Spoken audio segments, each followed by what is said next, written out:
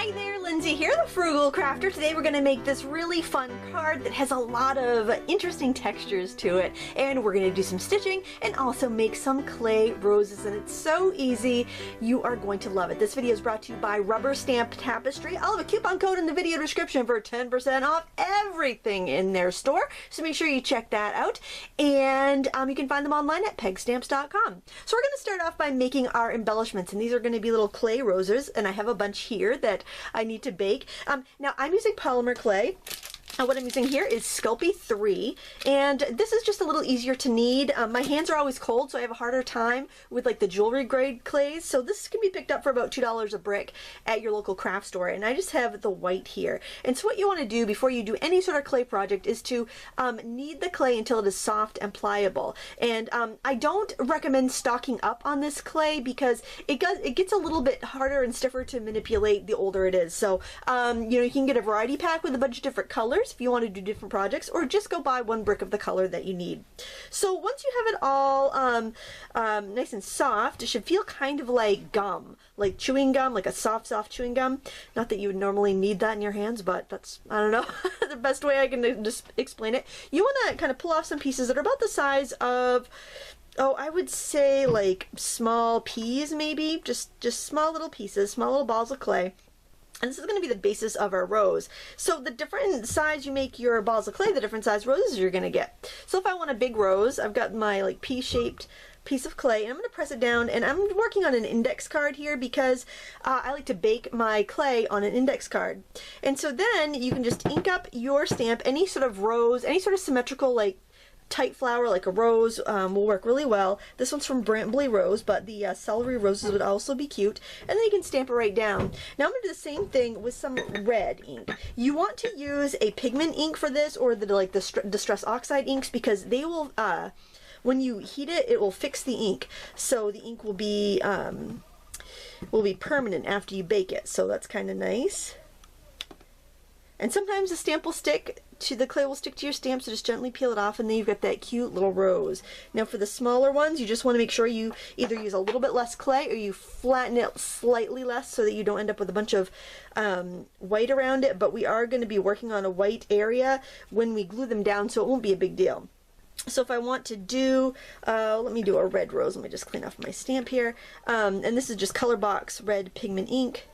You just want to gently tap on there. If you push it too much into the ink pad or onto the clay, you're going to get just kind of a big smooshy shape. Like, look at this first one I did over here, right there. I didn't get the detail that I wanted because I had too much ink on my stamp. So I could brush that with a little bit of white paint when I'm done, and be able to bring back that shape that I want. So I'm just going to make 2 more red ones here, and I'm going to pop these in my toaster oven to bake. Now you can use a regular household oven, and your package of clay will tell you how hot to cook it and for how long to cook it, so you can just refer to that.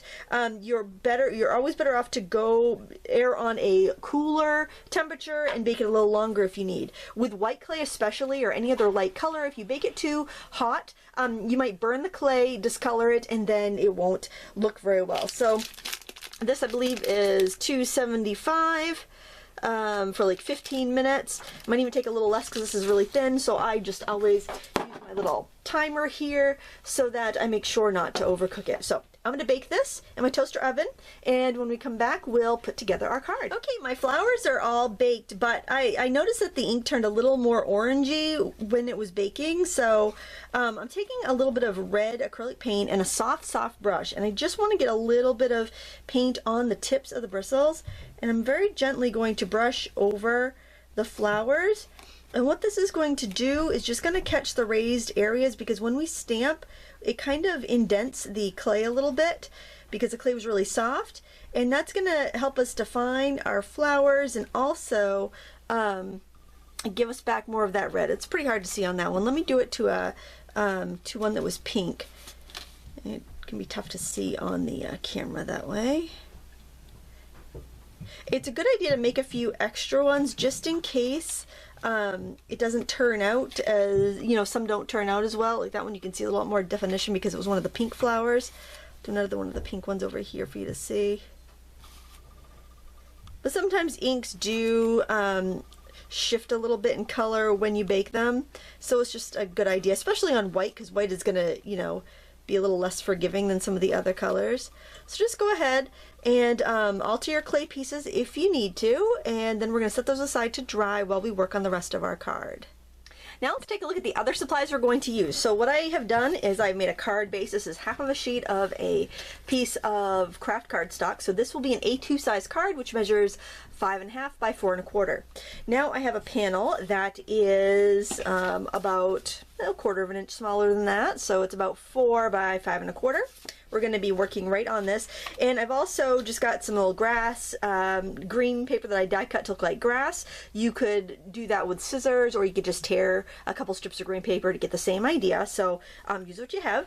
And I also just punched a scallop oval out of that same scrap of paper. You could use decorative edge scissors, or even hand cut some sort of cloud-like shape. Doesn't have to be, you don't have to have a punch. And then I made little strips of cardstock. This is about, let's see, I'd say it's about 3.5 inches tall. I've got a bunch of these little strips, 1/2 inch wide, and then I've got a couple longer strips. These are 4.25 long by probably about 1/8 of an inch to maybe 3/16 wide, and these are going to be crossbars for our fence. These are going to be the fence pickets.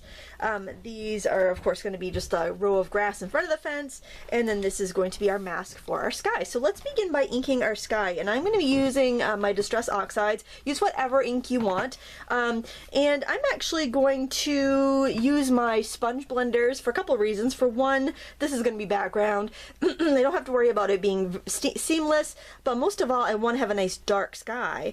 So, or not dark sky, I just want it to be nice and bright, I guess. I want to have a lot of color back here.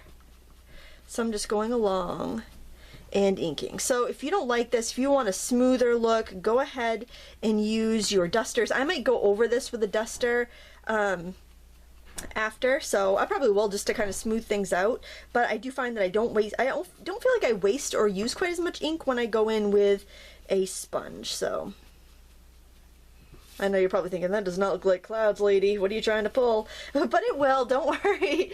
So I'm gonna grab one of my dusters here, and I'm gonna grab some of that ink, and then I'm just gonna dust over that whole thing to kind of smooth everything out a little bit. And then it will also blend some of the colors that I have down there.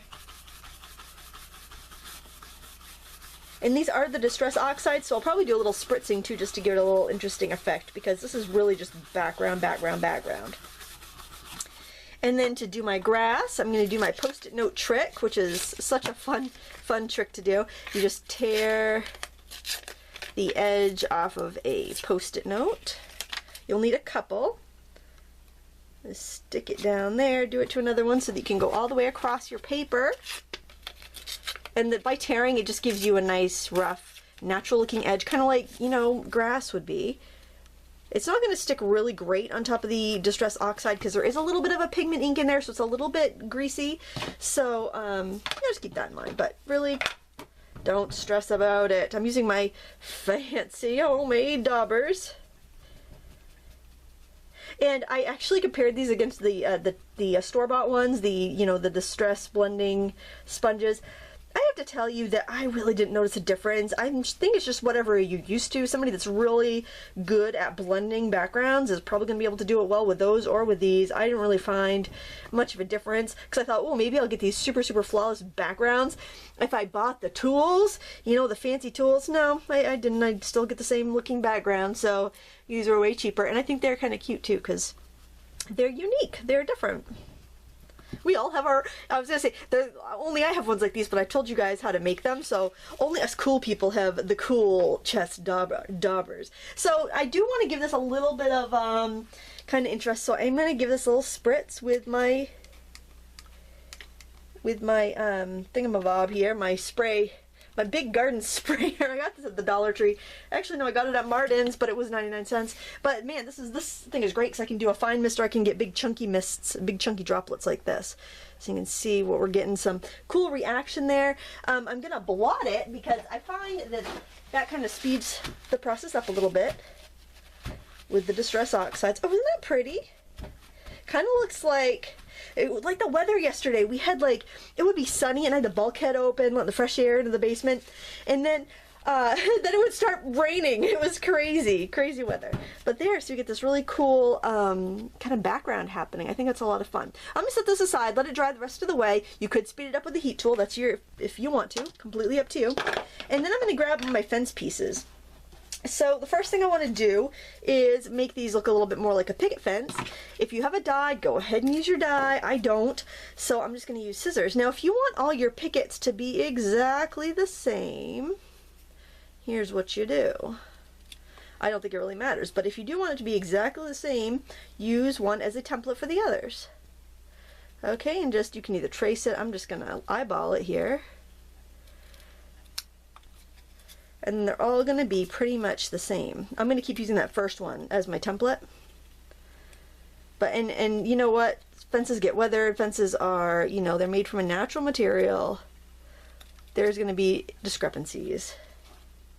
So if you really want them identical, then use a die cut. If you have one in your stash, it'd be a great time to get a little use out of it. Even if it's not the exact same proportions as what I have here.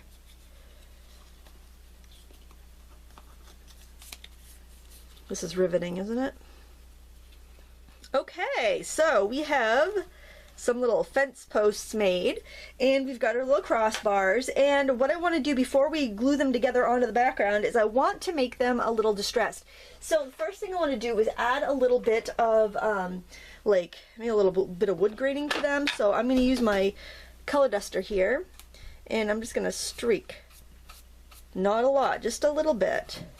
I'm using the Vintage Photo, but I think I might get a little bit of that ice spruce color, which is just a soft gray. And you could use acrylic paint if you don't have any inks, so please don't feel like you're limited. Whatever you have that makes some color, go ahead and use that. You can probably even use watercolor and a fan brush. Just keep it light because you can always build up more, but you can't take it away. So just kind of keep that in mind. Get our little crossbars there. I'm going to go grab my ice spruced pad because I didn't have it here. I think that would be really pretty on there too. Let me grab a different brush for that. Ooh. Start off the paper and drag it on so you don't end up with a big splotch like I have on that one. I don't think it's going to be a huge deal. The grass will probably cover that, but still.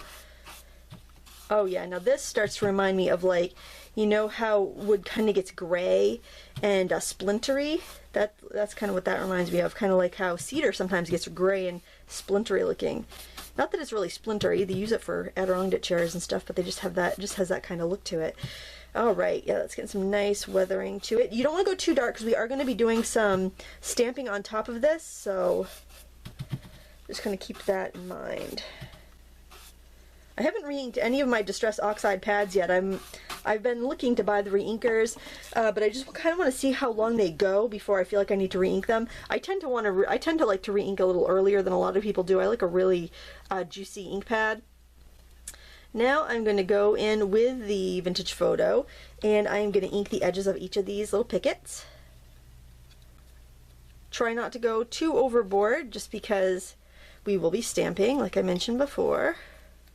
I notice this Vintage Photo ink kind of has a bit of a green undertone to it. I don't know if anyone else has noticed that, but especially when I'm going on white with a sponge, it does feel like it has a green undertone, or maybe I used the wrong, maybe I used that color for green, I don't know. Alright, so everything is inked, and I'm going to grab this background, and it feels pretty dry, but I am going to blast it real quick just to make sure. Now it seems like a real shame to cover up any of this because I'm really loving how it looks. It's really pretty. But I think that our overall card's going to be really pretty too, so I am going to cover it up. Okay, I want to make sure it's nice and crispy dry. Okay, so now I am going to build my fence, and I think I'm going to use my ATG gun. which I shared the other day, that I drilled a hole through that and put a string in there. Now I gotta tell you, I put some hooks to hang my my gun up, and I cheaped out and I didn't get the command hooks. I got the Dollar Tree hooks, and they came unhooked. So, and my command hooks I have holding like way heavier stuff on another another part of another shelf of mine, those are still going strong. So I think if you're gonna hang something heavy, don't cheap out and get the Dollar Tree hooks, get the command ones, which I do sell at the Dollar Tree. They're just, instead of getting 6 in a packet, you only get 2. So sometimes it does not pay to be frugal, friends. Just trying to decide if there's any oddballs and I want to leave out, any weird. Oh, I think this is so cute, and you could space them apart a little bit so you get to see more of the background, which I like. And you can't do that with a die. If you have a die, you're stuck. You get what you get with a die, you know, that you buy. But when you make it yourself, you get to do whatever you want, and you get to use up scraps, and you know, you get to have something that looks completely unique. It doesn't look like everybody else's card on the internet. I think that's awesome. Now, let's see. I probably, do I have a fatter one? I feel like a fatter one would look better there. Yeah. But I know there's going to be grasses at the bottom, and this one came out a little short, so I think I'm just going to like fudge it, and that's what you get for eyeballing it instead of measuring. There we go. And then I'm going to put my little crossbars across. Oh my gosh, this is so cute. I love it. Yeah, that's adorable. I want to, before I glue that down though, I'm going to see where my grass is going to fall here.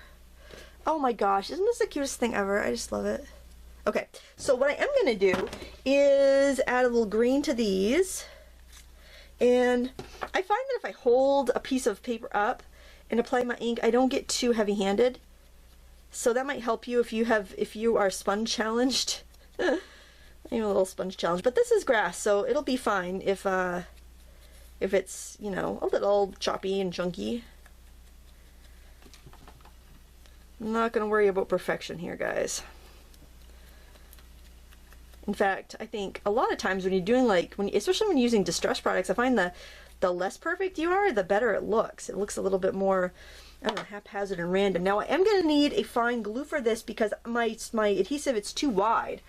So, I'm gonna go with this weird Congo. I went to refill this. I ran out and I didn't have any more of this glue. And so, well, I'll just put some regular glue in there. I have like this weird mixture in here, but it sticks, so that's good.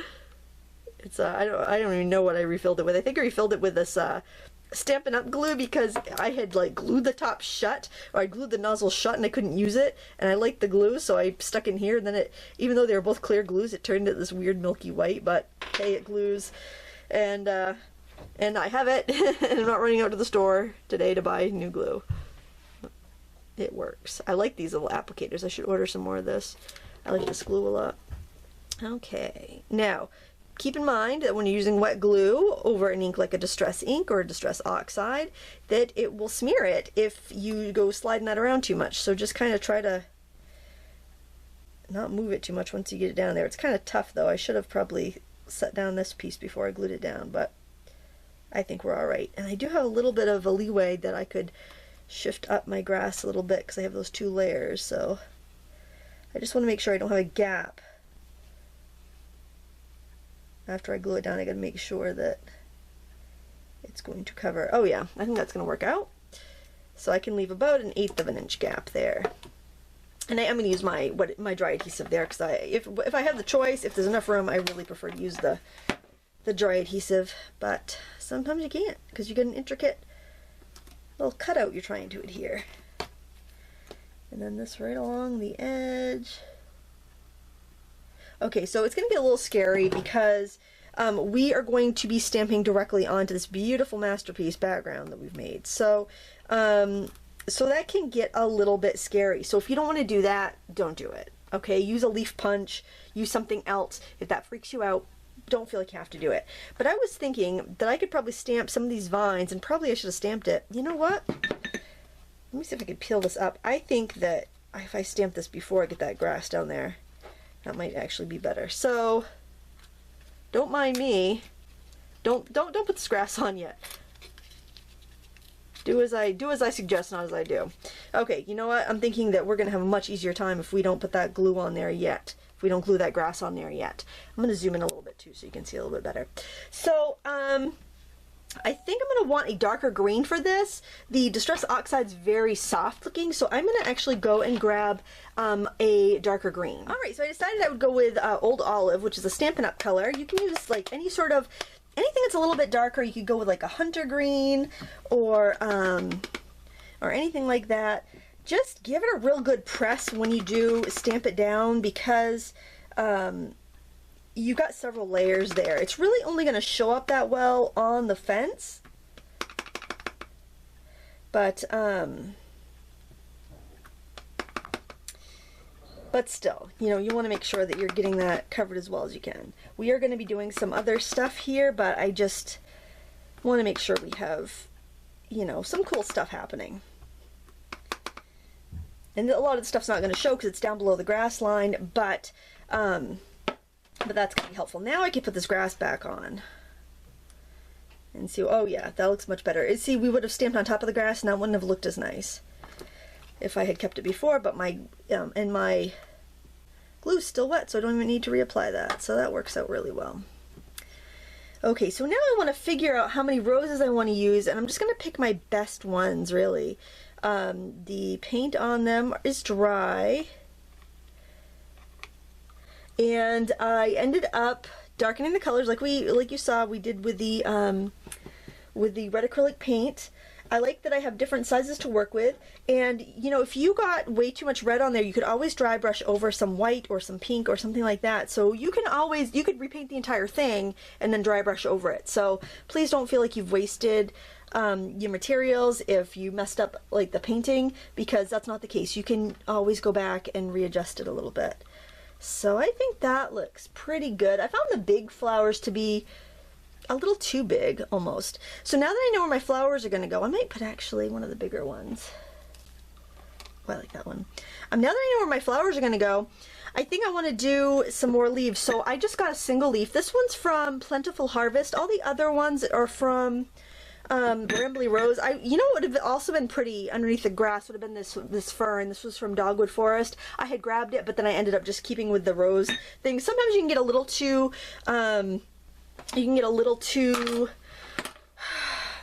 you can get too much going in, too many themes going in, and it's difficult. So I have not trimmed the edge of this stamp yet. You know what, I'm going to go right ahead and do that right now. If you've never seen me do this before, it's very easy. With the peg stamps, sometimes you've got this excess space, and it's best if you can just trim it off. And it's usually just takes, you know, you just kind of get your scissors angled in there and just get off that extra, and then that will not catch the ink. Okay, then you won't have that weird round halo. I mean, if you stamp straight up and down, you shouldn't have that, but sometimes we get in a rush or whatever, and it, you know, we end up with a halo. Happens to the best of us.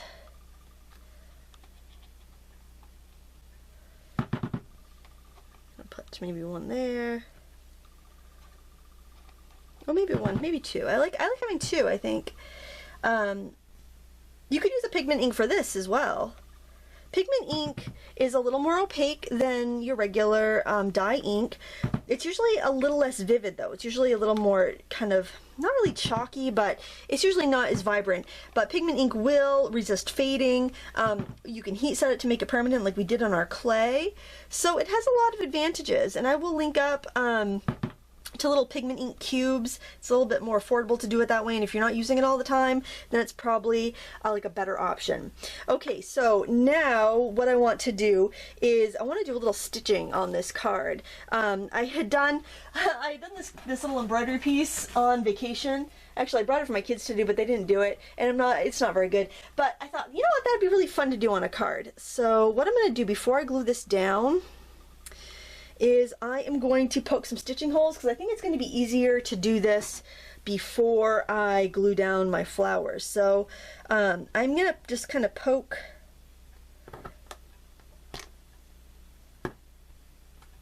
some holes with a pokey tool, and I'm just going to go right up to the grass. So I'm starting at the base of the flower, and then when I take the, I'm going to be stitching before I put the flowers on there. So what I'm going to do is actually, I'm going to set them kind of in order on the on my table, so I kind of know where to put them down. You see how I'm lining them up there, so I'll know that at the end of each of those stems a different flower goes. I have a piece of fun foam under my mat, so I can just poke these holes. You don't want to try poking them with a needle. You're going to tangle up your thread, and it's going to be so annoying. Trust me, I know about annoying thread tangles. And this may be gilding the lily. I might find out that, gee, it looked better without the stitching, but hey, what the heck? Why don't you watch me do it and see how it turns out? And if you decide that you like it better without, you can save yourself the trouble and not bother not do it. Taking one for the team.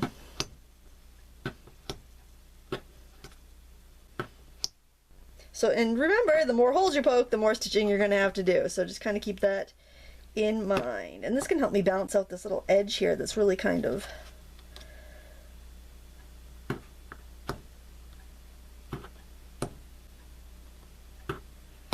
Yeah, maybe I'll have this one go straight down, because I kind of didn't like how I left all that space.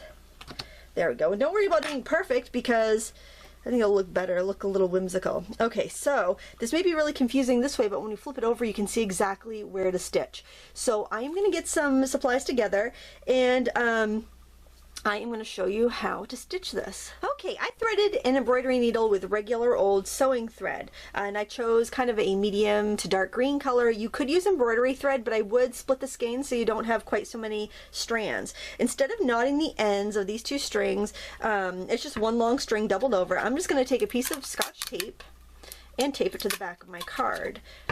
So I'm going to flip it over here, and I'm just going to tape this right down like that. I've got a little more tape than I need, but I can trim that off later, not a big deal.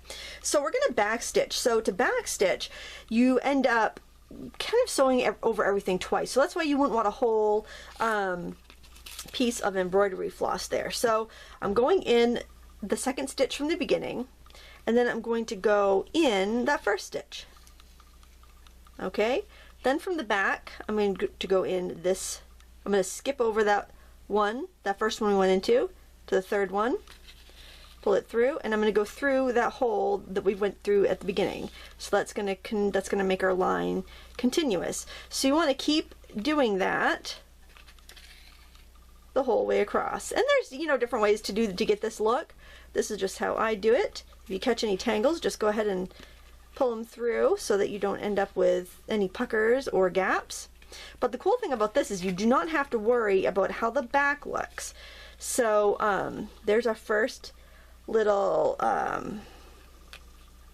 strand done. So when we glue our rose on there, it's going to look like that. So when I go to the next one, what I'm going to do is I am just going to hop right up through there. Go through the next hole. Basically, you just want to make sure that every hole is going through, I don't know, you just want to make sure you connect all the dots, basically. And you can actually do this with a pen. If you didn't want to do the stitching, but you wanted the looks, you could poke the holes and then just, you know, draw with a marker. I've done that many times because it gives you a very similar look with a lot less trouble. And I have completely lost my, there we go. There. Oh, I'm tangled. So, another tip would be not to have too long of a thread. It's very tempting to want to get a huge piece of thread so you don't have to thread your needle again, but it can be very aggravating if your thread gets tangled. And I'm not, you know, I'm not a sewer, so, you know, this is just kind of, this is my way to do it. I'm sure there's probably a better, more efficient way to do it, but this works for me. So you just want to keep going across until you have all of your little stems stitched. And I will see you when that is done. When you get to the end, simply snip the thread. Hopefully this will cut through thread all right. And then just tape it down. If you're worried about your project being archival, then don't use Scotch tape, use a finer tape. But there, that gives you a really cute look. So before I glue my roses on, I'm actually going to glue this onto my card base, and I am going to use a generous amount of adhesive here because we do have several layers. We've had wet glue on here, we've had lots of ink, and things like that can make your card want to buckle. So you want to make sure that if there's any warping, you can counteract it with your adhesive. So I'm going to glue that right down here. And it's fun when you can mix other crafts that you do into card making, because it makes it a little more personal and you just come up with something completely unique. Now for gluing down these, I'm going to use a stronger glue. I'm going to use a thicker glue that will marry the clay a little bit better. So I have my Helmar 450 and I'm going to use that to glue that down. Glue each of these flowers down. You just need a little drop on the back, hardly any, and then just go through and glue your flowers to the tops of each of these stems. So often while I'm creating, I kind of get like brainstorms and think, oh, I just need something else. What could I add? And so I punched this bird. I've had this punch forever. I put that up in the sky and I kind of liked it. And then I'm like, well, I don't know if I like silver or white better. And I feel like it'd be cool to have like maybe a sentiment trailing from the bird. And then I saw this one here from the Country Lane set, and it says Love Blooms. I used that the other week. Oh, it's such a pretty stamp set. But I thought that'd be really pretty, stamped in the sky. Then maybe a dove flying, and that would be just such a pretty wedding card. So I was looking at what inks would go really well with this, and I think this color here, not quite navy by Stampin' Up, I think that would be a nice color. I'm just going to stamp it really quick on a scrap first. I'll stamp it right on my scrap pad here and see what I think. I like that. I'm going to try the teal color. So this is something, when you get to the end and you are doing these last minute details, you want to make sure that what you add to that is not going to be a mistake. I like both colors, so I think what I'm going to do is ink up with this lighter color and then just tap on the darker color because I like both colors. And then I'm going to be very careful here when I stamp and try just to go straight up and down. Make sure we're right side up. Oh my gosh, I would hate to stamp this upside down on this card right now. And I want to make sure I don't rock it and get an ink smear, so I'm just like being patient and just pressing right down in the middle, giving plenty of time for that ink to transfer off the stamp. Oh yeah, that's great because it's just really delicate. And then I can go with either the dove, the white dove, or I can go with the silver. So I'm trying to decide which one I like better. What do you think? Not like you can answer me. I think I like the white better. And I don't think I'm going to ink it. I think I'm just going to leave it the way it is. And I think that would be a really lovely wedding card or engagement card. And that's something that, you know, you give that as a wedding card. That's something that goes in the wedding album. It goes in the scrapbook. It's, you know, especially taking the time to make a card like this for a dear friend. I think that this would just be such a beautiful card to make and receive. So there we go. Make sure your fingers are clean if you're doing a white piece of cardstock, because we've gotten into a lot of ink today. I hope you enjoyed this video. I hope you enjoyed this tutorial. Make sure you check out our sponsor, Rubber Stamp Tapestry. You can find them at pegstamps.com, and you can load up on all the supplies that you want and save 10% on everything with a coupon code in the video description. So I think that'll be really handy because usually the coupons are only on the Peg Stamps. But now you get to take advantage of all the cool things they offer, all the inks and craft supplies and really cool stuff. This was a lot of fun to make. Please let me know if you have any questions in the comments below, and I'll put a full materials list in the video description because I know we jumped around and used a lot of different things, so I want to make sure you have everything that you need. A lot of these things are stuff you have in your craft box at home already, or feel free to substitute because use what you have, and then you save your money up for the things that you really want. Thank you so much for watching. Please give me a thumbs up if you enjoyed this. Until next time, happy crafting!